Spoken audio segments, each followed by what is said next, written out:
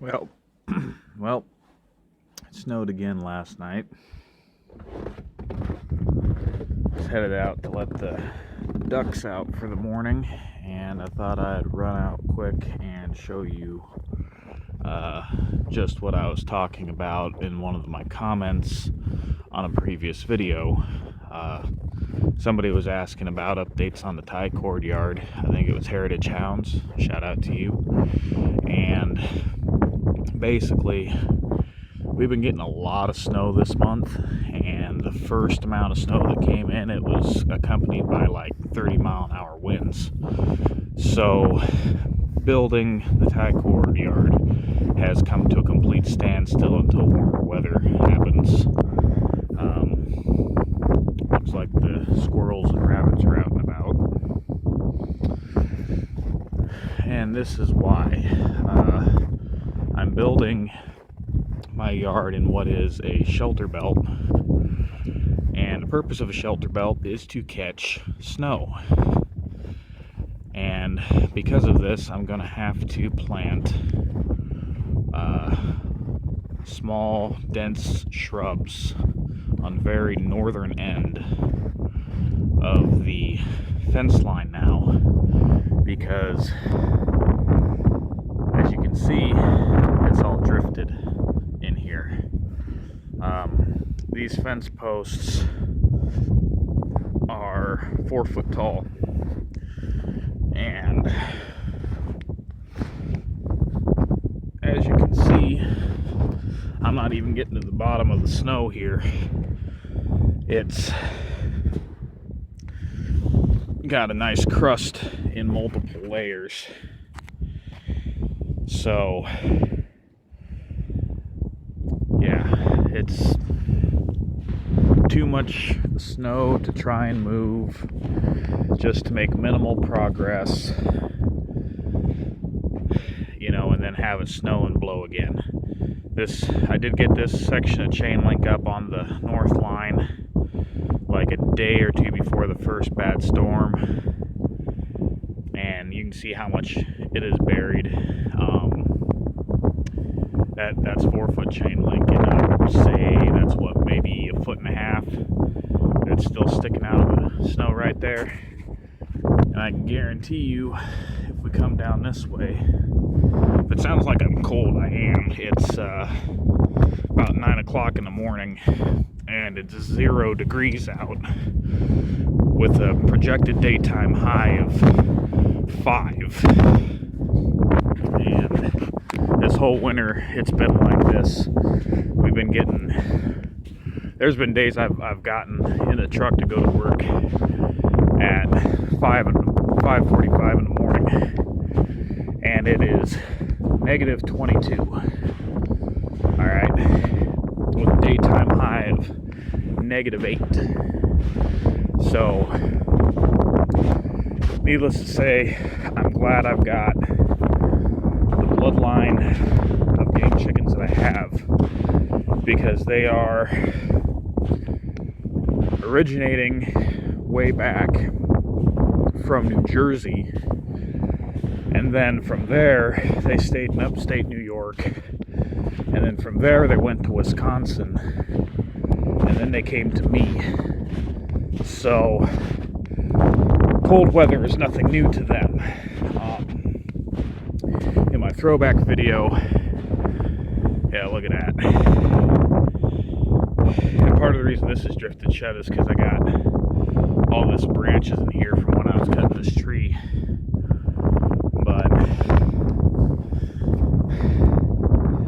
yeah, there's about 3 foot of fence under that snow right there.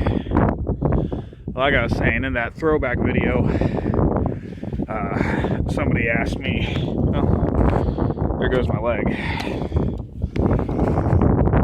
was asking me what happened to the rooster in that video. Well, cold weather probably was the deciding factor. Cold weather and old age. My original trio, they lived, I got them in 2005, and the rooster made it to 8 years old. Lost him in January, And I even had him in a pen with all of my brood hens, for extra body warmth. I probably had him in with like 15 hens at the time. It still didn't help him. The first hen out of that trio that I lost her the following January at 9 years old. And the third and final hen from my original trio I lost at 10 years old. Now, I have no doubt that if these birds were in a southern climate, that they could hit 15 years old, maybe even older. I've heard of guys with game birds that have lived 19, even 22 years. So, if you want a breed that you're going to have around for a long while, and a pet, a game hen or a game rooster's not a bad option. You're going to have them a while. That being said, though, I'm probably not going to be building insulated buildings. And if I do, it's only going to be for the Bantams, because Bantams just don't tolerate cold weather the way that large birds do. And my Morgans, they're not even that big. I know the rooster in the throwback video was weighing about 6 pounds, it said, but he was the result of crossing two distantly related families of Morgan that, their genes probably hadn't mixed in 50 years. Typically, my Morgans are around, they're in like the 3 to 4 pound range. They're tiny little inbred birds, but that's part of what makes them so tough and so valuable. They've got their genes locked in place, and it's when you cross them that you can get the weight up on them. And you got to remember, for show, there are set standards as to what a bird should weigh. And granted, they're probably not going to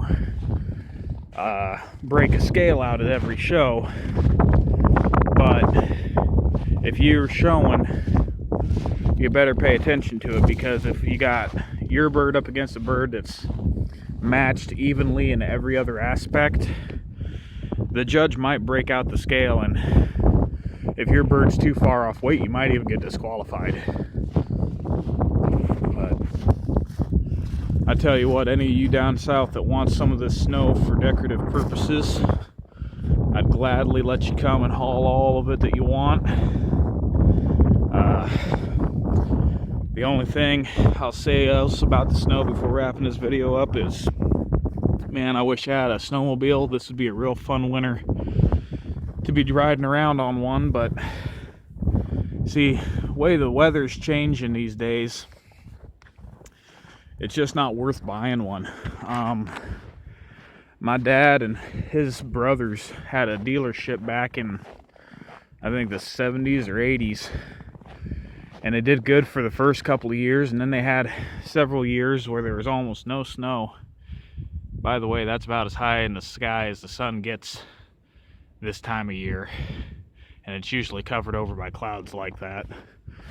But had several years where there was almost no snow whatsoever, so their business dried up.